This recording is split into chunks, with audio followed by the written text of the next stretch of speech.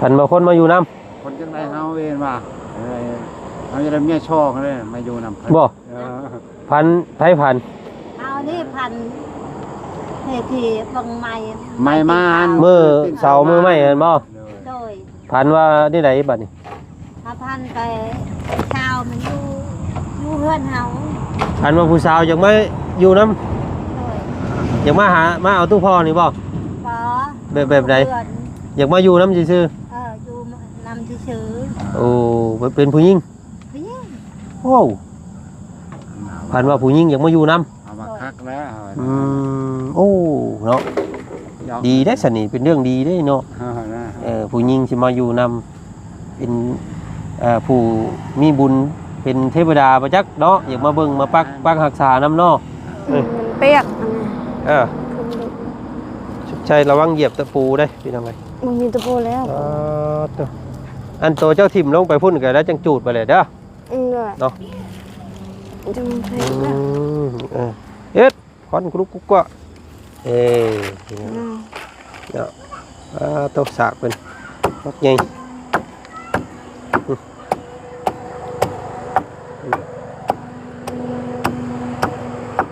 เนาะเฮ็ดยังก็เป็นเนาะเฮ็ดกินนี่เนาะเฮ็ดไรบ่ได้เบิดบ่ได้นั่นคือไข่อะไรยากที่สุดเลยอันนั้นน่ะไข่เมนูไข่นี่เฮ็ดบ่เป็นก็จังมันยากอีหลีเด้อเพราะว่าจืดนั่นขอบใจเด้อโอ้ยพอบ่เป็นแล้วขอบใจที่เบิ่งน้องลังมาเบิดมื้อนี่จ้ะขอบใจเด้อที่เบิ่งคลิปน้องลังตลอดบ่ได้เบื่อนะไปยัน14เบื่อแล้วบ่ยัน14เบื่อเจ้าเพิ่นยังบ่เบื่อเพราะว่าเอ็นแต่นาวไว้เพิ่นว่าเอ้ยน่าเป็นตะเกียบแท้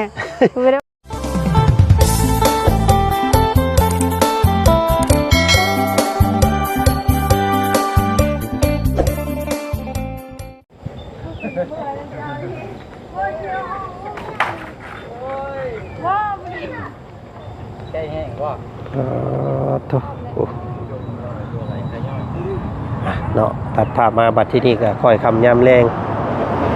แสงตะเว้นหายไปพี่น้องไงเนาะลำทุ่มนั่นโมเมนต์ยังได้พี่น้องไงเนาะเป็นสายผู้เนาะเพิ่นเดินสายผู้หลวงเงาเคือกเนือกเนาะเป็นภาพเป็นวิวที่อันงดงามพี่น้องจากธรรมชาติเนาะบรรยากาศบ้านๆเขตเมืองเซโปนเนาะพี่น้องเนาะบ้านอะไรหรือว่าบ้าน35วิวทิวทัศน์นี่งดงามเนาะยังกินอายธรรมชาติอยู่พี่น้องเลยเนาะเนาะทางบ่อจันกาตัดภาพบรรยากาศอันมาเบิ่งมาอัปเดตการรับการนอนของทางพ่อกับแม่หรือว่าน้องลังเพิ่นก่อนพี่น้องไงเนาะโอ้มือเฮ็ดแล้วหลังบักใหญ่เนาะโอ้พี่น้องไงพี่น้องไงขออนุญาตนั่งทดสอบเบิ่งน้ำหน่อยเด้อโอ้บุ้มด้วยประยักอันนี้เนาะโอ้เป็นยังเนาะเอาก่อนอื่นแม่พ่อสบายดีทักทายสบายดีเด้อเนาะพ่อแม่พี่น้องป้าลุงบัดสุขุสุคนเนาะเจอกันบรรยากาศตอนแรงๆมื้อนี้เนาะมาอัปเดตเบิ่งบงรับบงนอนก่อนพี่น้องเลยเนาะว่าสิมีความทนทานทนฟ้าทนฝนได้อยู่บ่เนาะคือสิได้อยู่เนาะพ่อเนาะมาแล้วสิได้อยู่เนาะสรุปแล้วเอาทางขึ้นอยู่พี่เนาะใบคอยทางเนาะมันแรงมาบัดสินอนมีบ่ประตูปิดนี่เอานี่บ่ปิดมัดไว้นี่เนาะไฟได้มีบ่กลางคืนเอาอย่างมาทันต่อแล้วมื้อนี้นะมื้อนี้ต่อละมื้อหน้าก่อนจังต่อเนาะมื้อนี้มันบ่ทวงบ่ทันพี่น้องเอ้ยเพราะว่าบุกงานมัดมื้อเลยมื้อนี้บ่ได้ไปทางใดได้บ่จันก็ได้เนาะจับช่อยหยังเบิ่งกันเบิ่งบอกนี่แหละพี่น้องเอ้ยเนาะแบกหามกับพ่อที่เฒ่าซอยได้เนี่ยรักแล้วก็คือน้องทิ้งน้องทันเนาะแล้วก็น้องงามน้องล่างเพิ่นจัดการเองพี่น้องเอ้ยเนาะโอ้สุดยอดเลยเนาะสุดๆดีครอบครัวนี่ซอยกันดีพี่น้องเลยเนาะ พี่น้องเลยแล้วก็มีหลายคนอยู่เนาะว่าเพิ่นคอมเมนต์ว่าโอ้คนอื่น หมู่เพื่อนชาวบ้านเพิ่นคือบ่เห็นมาซอยจักคนเลยว่าซั่นเนาะเพิ่นไปเวียกเนาะพ่อเนาะ บ่ได้ไปเวียกก็เฮาบ่ได้เอิ้นเขาว่าเอิ้นแบบว่าเฮาบ่อยากกินนะแบบนะเฮาญาติเฮาก็ไล่เลยซำนี้นะ โอ้โอ้อันเจ้าบ่ได้หาเพิ่นเนาะ เด้อ เพิ่นก็เลยบ่มาเนาะ มา เฮาบ่มีแนวกินหาเพิ่นว่าซั่นซะทางพ่อเพิ่นบ่ได้ไปฮอดไปถึงหมู่เพิ่นก็บ่กล้ามาเนาะว่าซั่นซะคือเว้าหั่นแหละพี่น้องเอ้ย ถ้ามันยกเพื่อนตอนหน้าเฉยร้ายแล้วนี่ก็คือ โอ้ยุคเพื่อนนี่ต้องได้เอิ้นได้หาได้พี่น้องเอ้ยเพราะว่าคนสองคนบ่ได้เด้เนาะเอิ้นหามาเบิดแถวนี้ เนาะเพราะว่าเพื่อนนี่ป้อ20 30ผู้ใดเนาะหลายเบิดเข้าเป็นกระสอบผู้ใด เคยเฮ็ดมานี่พี่น้องเอ้ยเนาะเว้าถึงเรื่องสามัคคีนะไปเศร้าคนกันอะไรเนาะ ตอนเพื่อนน้องป๊อปปี้ซ้ำกันกับเพื่อนสิเฮ็ดให้เจ้านี่แหละ30 คนนักห้องเอกสิบอกบ่เนาะสรุปแล้วมื้อนี้น้องลังก็นอนนี่บ่ โดย จักว่าละ นอนนี่ ทางไหนของทางตัวพ่ออยู่นี่บ่ ก็นอนอยู่ ตัวพ่อนี่ผู้เดียวนี่อยู่นี่อันนี้แม่น้องลงทางพี่น้องได้คือกันเนาะแต่ว่ามันบ่พงบ่พอกับบ่จันบอกน้องอันว่าโหยองไม่แล้วไปนอนอยู่น้ำน้องโหยองก็ได้เนาะพ่อแม่เราบ่มาพี่น้องไอ้น้องโหยองแม่เพิ่นไปนอนเฮ็ดเวียกอยู่ไสก็แม่เราไป บ้านตัวเกลียก ไปลำหน้าบ่ อยู่เพิ่นบ้านเป็นสิโมกบ้านสิโมก โอ้ทางเมืองพินพุ่นเนาะโอ้พี่น้องไอ้เนาะบ่ค่อยอยู่เฮือนนั่นแหละทางแม่น้องกันโหยองเราจังบ่เอาน้องปลาเนาะเราบ่มีคนอยู่เฮือนเราบ่มีผู้เผาเราก็เลยบ่เอาเราว่าพี่น้องเอ้ยอันนี้เป็นความตัดสินใจของเราเองเด้อเนาะมีหลายคนอยู่ว่าโอ้คือน้องโหยองคือบ่ได้ว่าซั่นนะเนาะบ่ได้แล้วเราว่าบ่เอาพี่น้องเอ้ยเนาะทั้งที่จริงแล้วก็แม่เพิ่นซอยเบิดคู่คนแต่ว่าแม่น้องโหยองเพิ่นว่าบ่มีเวลาอยู่เฮือนยันปลาตายเราว่าพี่น้องนี่ขนาดน้องลังเบิ่งคู่มือเลยก็ยังตายเนาะดีใจบ่แม่เนาะก็มาตกใจบ่เอ้ามาแต่เลี้ยงงัวแล้วเห็นแปลนบ่แหละเนาะโอ้มื้อแรงนอนพันดีเด้อมื้อแรงเด้อ จักพันดีจักบ่พันดีอยู่ภาวนาให้ฝนบ่ตกนั่นแหละ เขาบอกอย่าดูไม่ได้ถึก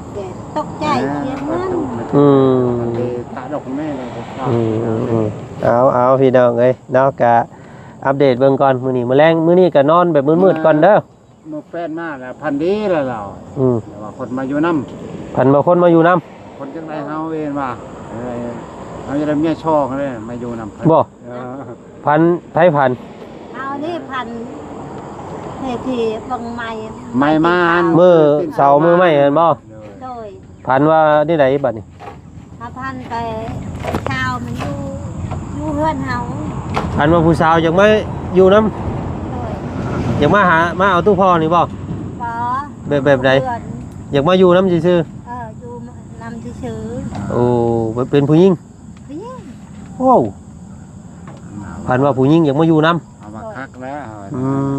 โอ้เนาะดีได้สนิทเป็นเรื่องดีได้เนาะผู้หญิงสิมาอยู่นำเป็นผู้มีบุญเป็นเทวดาประจักษ์เนาะอยากมาเบิ่งมาปักรักษานำเนาะโอ้พันมือไม้มาน่ะพี่น้องเอ้ยเราพันว่าผู้หญิงเนาะงามบ่งามปานใดเท่าแล้วบ่ยังหนุ่มอยู่โอ้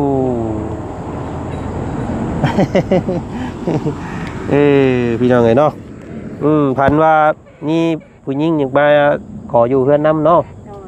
โอ้ได้เจ้าให้อยู่บ่ให้อยู่แล้วเราขึ้นทั้งเฮือนนำบ่ขึ้นเฮือนคักแน่นอนคักแน่โอ้เนาะนั่นแหละเนาะคือเพิ่นมาทดสอบซุมเจ้าเนาะว่าซุมเจ้าสิมีจิตใจเอื้อแผ่บ่เนาะสิให้นอนเพิ่นเป็นเทวดาแปลงร่างมาลองใจเนาะเชื่อว่านับจากนี้ต่อไปเจ้าอาจสิได้พบพ่อแต่สิ่งดีๆได้บัดนี้ ได้เฮือนก็งามสิมี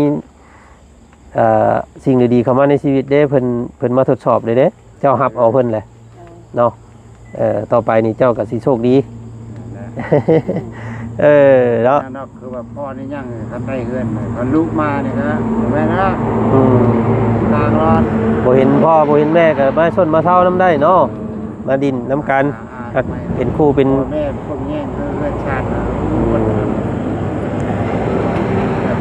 ลูกเขาพวกเก่าคณะหาใต้กับเขาสร้างซ้อนลูกบังเด้อผู้บังผู้แย่งกันว่าเขามัก ก็เป็นหยังดอกเป็นหยังไงเนาะที่เฮามาสดมาซอยนี่ก็บ่ได้หวังหยังเนาะตอบบุญเทมคุณ เอาคนเฮากับพ่อคนเด้อคน ก็ลืมเป็นคน คันเขามาแว่โอ้ดินมาได้ ขอให้แต่ซุมเจ้านะเนาะแบบอยู่กันแบบมีความสุขอยู่กันแบบฮักแพงกันเนาะรักษาสิ่งของที่เพิ่นมอบให้เรือนชานบ้านซองบ่ให้ทุบบ่ให้มากบ่ให้พิษบ่ให้เลวกันสำนั้นก็ดีใจแล้วบ่เป็นหยังนะบ่เคยคิดเลย เคยตีเมียบ่เคยบ่ บ่เคยตีผิดกันครับบ่ผิดอันนั้นน่ะลูกไฟครับจุดนั้นเขาผิดตลอดอันนี้เอายกเราจะเราพาใช่พากันได้ว่านำตะรองกันเขายาเนี่ยประเด็นเขายอมเลยก็ได้ดีกันเลยบัดนี้ดีกันเลยบ่ผิดพี่น้องเอ้ยเอานี่แหละบอกสอนเอาลูกเต้าก็คือสิสงบสงเงียมอยู่ลูกเจ้าแต่ละคนพี่น้องเพราะว่าน้องทิ้งน้องทันน้องลังเป็นคนที่แบบว่าบ่ค่อยปากบ่ค่อยเว้าหยังมีแต่เฮ็ดกับเฮ็ดพี่น้องเอ้ยเนาะรถไฟน่ะบ่เอารถอันว่าบ่าวบุญเพิ่นขึ้นมาเอาน้ำเนาะเอาน้ำนี่บ่เพิ่นขึ้นมาเอาน้ำขึ้นมาเอาน้ำมันว่าเมื่ออาบเนาะบ่มีน้ำอาบพี่เนาะนี่โอลมกับพ่อกับแม่เพิ่นเล็กๆน้อยๆพี่น้องไงมื้อนี้เนาะมีแต่พากันรับกันนอนเบิ่งเนาะมื้อแรงเนาะคือสิแน่นอยู่ดอกโอ้คักอยู่ได้พี่น้องเอ้ยคำว่าพายุออกไปนี่ก็โอ้แห้งเติบแล้วพายุเนาะเอาโอ้ยเบิ่งเอาสุ่มไผ่เด้อไล่ยุ่งพี่น้องเอ้ยใส่เบิ่งทางนี้ก่อนป๊อตอกขอนพื้นขอนไผ่ก็ลุกกุ๊กกว่าอยู่ทางนี้ก็ได้เนาะพี่จุไฟเนาะเบิดมือเลยล่ะเพิ่นบ่ได้หยุดพี่น้องเอ้ยเนาะเพื่ออะไรใครย่อยโอ้ยสบายดีเนาะตอนแรงๆพี่น้องเอ้ยมื้อนี้เนาะยังบ่ทันได้พักได้พรอยู่เจ้าก็สุดเก่าอยู่เนาะเมื่อยบ่เว้าได้นอนซ้ำสรุปพุ่นแล้วมื้อแรงเนาะบ่ได้เมื่อยบ่อ้าวคือว่าจังซั่นพี่น้องไปกินหยังมาคือมีเหือมีแฮงแท้ก็บ่จะดีใจบ่จะดีใจด้วยก็เลยบ่รู้สึกเมื่อยซะแบบว่าเมื่อยด้วยความแบบว่าเฮาสิได้เนาะเฮามีกำลังสิได้ว่าซั่นซะกำลังสิได้เฮือนเนาะมันลืมเมื่อยไปเลยเนาะพี่ทางไงมีแต่คนย่องมีแต่คนย่องตัวย่องเลยย่องว่าเก่งบ่เนาะสุดยอดเลยว่าฉันป๊อโตเบกหำกระมุกขมุมเนาะเอาก็บ่เก่งดอกเพราะว่าปกติเนาะปกติก็เฮ็ดนักไปสิบ่นี่ตลอดแต่บางเทื่ออาจจะบอกกับว่าคือนี่แหละเดี๋ยวไปเฮ็ดงานจีนก็ค่อยบ่ตะแกนำเอ้ยเขาว่าโอ้ยคือเฮ็ดงานจีนแท้หนักแท้เคยไปอยู่บ่งานของงานจีนก็เคยไปบ่เฮ็ดงานจีนมันเป็นของงานจีนไปเฮ็ดงานจีนน่ะก็แหละไปเฮ็ดแบบใดงานจีนก็แบกไม้นี่แหละคือแบกเอาแบกมันบิ๊กมาหยังนี่บ่โอ้แบกเจ้าก็ได้แบกอะไรโอ้เนาะเก่งแท้พี่น้องเอ้ยมื้อแรงนี่สินอนใช้มื้อแรงนี่เดี๋ยวยืนย่องแล้วจะคนไปใส่เบิดนี่มันใหญ่อยู่เนาะนอนน้ำพ่อน้ำแม่นี่ก็ได้แบ่งกันโซนกันนอนพี่น้องเอ้ยเนาะน้องหอยองกะเพิ่นอยู่ผู้เดียวเพิ่นบ่ได้เอ้าแล้วสั่งนอนผู้เดียวแท้ละบ่ย่านบ่ บ่นำลาแล้วค่อยๆทำเป็นแล้วว่าย่านบ่อยากเพิ่นบอกว่าบ่ย่านซั่นน่ะ อุ้ยเรานอนผู้เดียวอุ้ยไปนอนน้ำเล่าก็ได้เด้เป็นผู้หญิงช้ำ โดยเขาว่าไปนอนน้ำเพิ่นคือว่ามาแล้วเฮือนดูแต่ก่อนน่ะยังบ่ทันได้มาเฮือนก็แบบนี้แหละ เราอยู่ผู้เดียวเราไปซี่ตลอดบ่ คือว่าแล้วเจ้าเขาบ่ได้ขออนุญาตแม่เจ้าเคยก็ย่านคือกันคือว่าต้องขออนุญาตแม่เพิ่น เจ้าย่านยังบ่ได้ขออนุญาตแต่แม่แต่บ่กล้าไป ว่า เอ้าพี่น้องเอ้ยเนาะแต่ว่าอ้ายบอกเล่าเลยเด้บอกน้องหัวยองแล้วว่าให้น้องล่างมานอนนำนี่เด้อแล้วว่าได้แล้วว่า ได้แต่บ่ได้ทำแม่เพิ่นขอ เดี๋ยวบ่กล้าไปบัดนี้ บ่กล้าแหละ เนาะมีแต่เฮ็ดนั่นแหละสันบัดนี้เนาะมีแต่นอนอยู่นี่เด้อซะเด้อ ว่า เนาะพากันนอนคนละส่วนกันก่อนพี่น้องกันใหญ่อยู่เนาะมีแต่ลองเบิ่งว่ามันสิหัวบ่หัว บ่ฮู้แน่นอน คือสิ บ่ บ่ ฮู้ ฮู้ แน่นอนแกว่าแบบนี้ เนาะ ก็แบบว่าไปเฮ็ดงานอันนั้นก็เคยเฮ็ดตู้แบบนี้แหละ เออ เฮ็ดงานจีนนะไปนอนเลย เป็นเฮกตาร์พุ่นแหละ โอ้เจ้าไปเฮ็ดอันนั้นงานจีนนะเฮ็ดไปซี่บ่นอนน่ะ ก็ โอ้เนาะกะยังบ่ทันได้กลับห้องกลับซองเด้อพี่น้องเด้อเนาะยังสลุมสลออยู่นี่พี่น้องไอ้มื้อนี้เนาะนี่บรรยากาศตอนแรงๆตอนนี้ก็อยู่หน้าบ้านเฮือนชานของน้องเพิ่นพี่น้องเอ้ยเนาะสุมไฟดังไฟเนาะว่ามึงสุมสิมึงอยู่เนาะมันเบิดได้นี่ โอเคเบิดก็ได้เบิ่งไป แปลนเติดพี่น้องเอ้ยเนาะ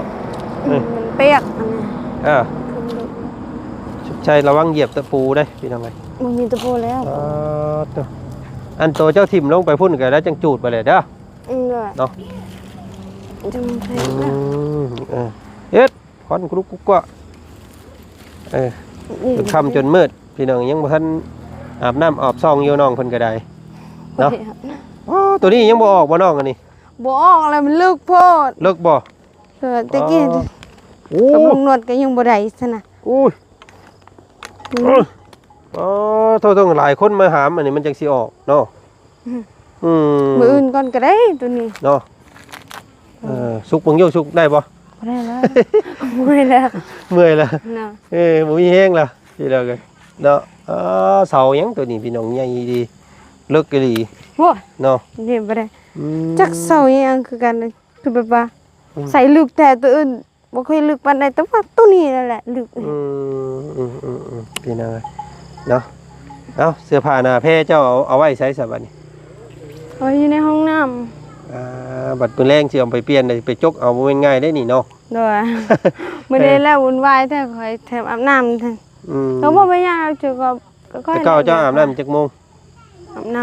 ำก็5โมงปานนั้นแหละ5โมงก็เริ่มอาบน้ำแล้ว อันนี้มื้อนี้ค่ำบ่มื้อนี้กล้าอาบอยู่บ่มื้อนี้ ค่ะ บ่อาบบ่ได้เด้เนาะร้อนเนาะ ด้วยแต่ว่าโตก็แม่นหมดแหละ พี่น้องเอ้ยไปมาเดี๋ยวไปพี่ก่อนไอ้ลมน้ำจังหน่อยไอ้สิเมื่อนอนคือกันแล้วพี่น้องเอ้ยมื้อแรงเนาะแปลนเติดพี่น้องเอ้ยบรรยากาศตอนค่ำๆเด้อเนาะ ย้อนจะไอ้เสีย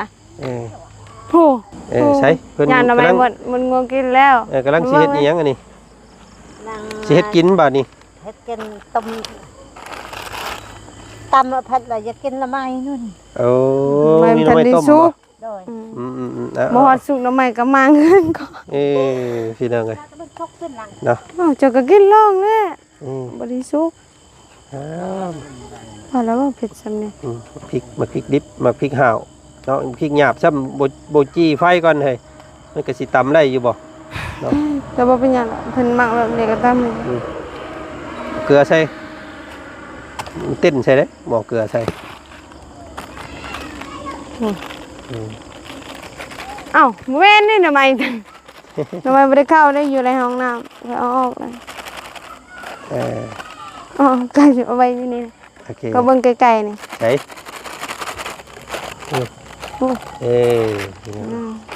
เนาะตกสากเป็นมักใหญ่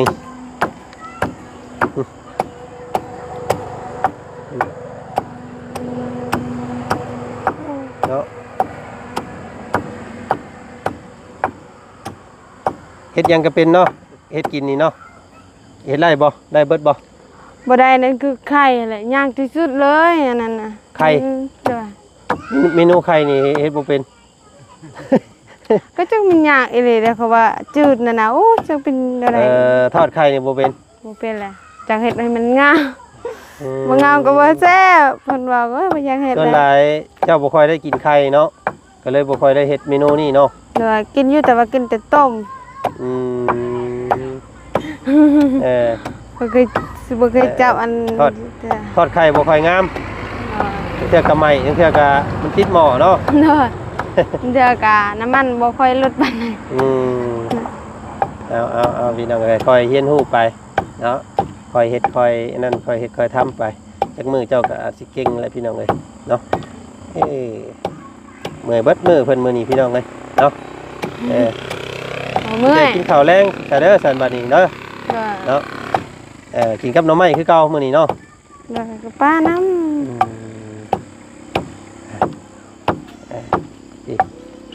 อันตุเมเพิ่นทางนี้พี่น้องเอ้ยเนาะเพิ่นกำลังเจาะเอาบางอ่าฝนตกฝนลิ้นน่ะก็ฮือตัวนี้เข้าเนาะบัดนี้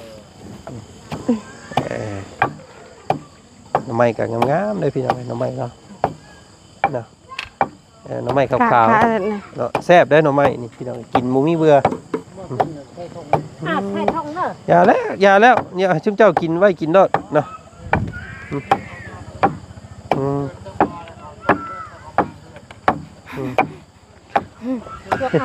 ก่อนเขาวางมือนก่อน แซ่บ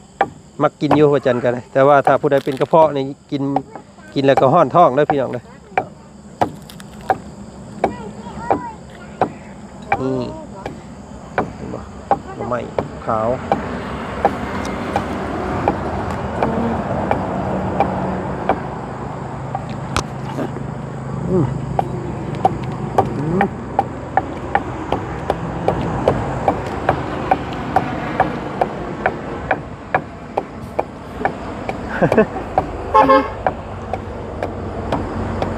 พริกดิบเจ้าต้องไปจีน้ำจีไผ่ก่อนนิดนึงมันจังสิตำง่ายมื้อหน้าลองเบิ่งเด้อ เด้อ ลองสูตรของอ้ายเบิ่ง มื้อหน้าเราบ่อื่นเลยเหี่ยวมื้อหน้า เจ้าไปคั่วก่อนก็ได้คั่วหมักพริกให้มันใหม่แล้วเจ้าจะมาตำมันจังสิตำแดกไว้ มึง เนาะ แดกไว้อยู่ เจ้าตำแต่ลุ่นเด้นี่ จน โห เมื่อย บ่ได้โดนปาน อืม โอ้สมองเพิ่นนี่อยาก เอ๊ะ บ่ใช่แบบใดต่อ นี่แต่ใส่ถ้วยให้แม่บัดนี่เนาะ จังนั้นก็แค่ไปสิเฮ็ดต้มบ่เป็ด อยู่เฮ็ดกินพี่น้องทางแม่เพิ่นได้แต่พวกอันหน่อไม้หน่อตอกพวกอันนี้พี่น้องแตงนัวใส่หลายบ่แต่เก่าเจ้าใส่หลายบ่ นิดเดียวแหละ ในเดียว ไปใส่ลายกินบ่ได้แล้ว ดูทางนี้เพิ่นเฮ็ดไปทั้งหาเฮ็ดหยังกินนี่ แกงป้า แกงปลานี่เนาะโอเคนะเอามือปลาก่อนเด้อเสยเด้อ เอากินข้าวกินน้ำไว้ดูเอ้ย ฮะ กินข้าว โอ้ ก่อน ยังอิ่มอยู่อ้ายยังหาก็กินมาเมื่อกี้นี่เนาะเดี๋ยวช่วงเลิกผู้ใดสิกินอีกเด้อ น่าเฮายังได้กินข้าว อาบน้ำซะพักผ่อนมื้อนี้มื้ออื่นสิมาหาใหม่เนาะ เด้อ พี่น้องลาก่อน สบายดีเด้อ ขอบใจป้าลุงเนี่ย ขอบใจเด้อ อืม โอ้ยพอบ่เป็นแล้ว ขอบใจที่เบิ่งน้องลังมาเบิดมื้อนี้จ้ะ เด้อขอบใจเด้อที่เบิ่งคลิปน้องล่างตลอดบ่ได้เบื่อนะไปยัน14เบื่อแล้ว บ่ เด้อ ยัน14เบื่อเจ้าเพิ่น เพ ยัง ราะ บ่ ว่า เบื่อ เอ็นแต่นาวไว้เพิ่นว่าเอ้ยนายเป็นตะเกียบแท้บ่ได้ว่าบ่แบบนั้น ยันเพิ่นเว้าไปนั่นบ่ เด้อ โอ้เพิ่นว่าโอ้ยหากะข่อยพ่อเจ้าสำมิตรนี่มื้อใดหากะมันยังบ่ฮอดเดือนซ้ำบ่จัก บ่ฮอดเลยเดือนเลย ยังบ่ฮอดเดือนอยู่ยังบ่ทันเบื่อติ โอ้โหแล้วเนาะ กะอย่าพาเบื่อน้องลังเด้อซะ เด้อ บอกเพิ่นนี่แหละ อย่าพอเบื่อน้องลางเด้อ อยู่เบิ่งน้องลังนาน อยู่เบิ่งน้องลางนาน ๆ ๆเบิ่งนานๆแล้วก็ดีใจเลย ค่อยเลยเด้แต่แบบว่าเบิ่งนาน ยันเพิ่นเบื่อเนาะ ด้วยจนเบิ่งจนค่อยเป็นสาวพุ่นแหละ เนาะ ด้ว จ ย นเอาลูกเอาผัวพูนเนาะ ด้วย จน พวกได้ ใหญ่เป็นเอาลูกเอาผัวจังยังให้อยากให้มาเบิ่งน้องเพิ่นอยู่เนาะ ด้วย พี่น้องไง เอาจะไปก่อนเนาะไปก่อนมื้อนี้สบายดีเด้อเด้อไปลาก่อนพี่น้องไงมาเอาไม้มันระเบาเนาะโอ้หายอย่างเด้อทั้งอ่ะเมื่อป้าเด้อเมื่อป้าเด้อเด้อแม่เด้อเมื่อก่อนเด้อป้าพี่น้องเอ้ยโอเคมื้ออื่นมาใหม่มื้ออื่นมาใหม่โอ้เนาะปึ๊บค่ำมืดพี่น้องเอ้ยอยู่บ้านน้องเพิ่นมื้อนี้เนาะใต้พื้นใต้ไฟใส่เลยมื้อนี้พี่น้องเอ้ยเนาะขอมุกขอบใจเบิดสุขคนที่เบิ่งส้มน้องเพิ่นพี่น้องเอ้ยเนาะติดตามทางน้องเพิ่นตลอดมาเนาะน้องเพิ่นย่าน FC เบื่อว่าซั่นพี่น้องเอ้ยเนาะอย่าพาเบื่อเนาะพี่น้องเนาะฮักน้อยๆแต่ขอให้ฮักนานๆได้กันพี่น้องเอ้ยเนาะทางบ่จันก็บอก FC มาตลอดเนาะฮักหลายมันเบิดไวเนาะฮักบ่จันเบิ่งหน่อยๆแต่เบิ่งนานๆเด้อพี่น้องเด้อ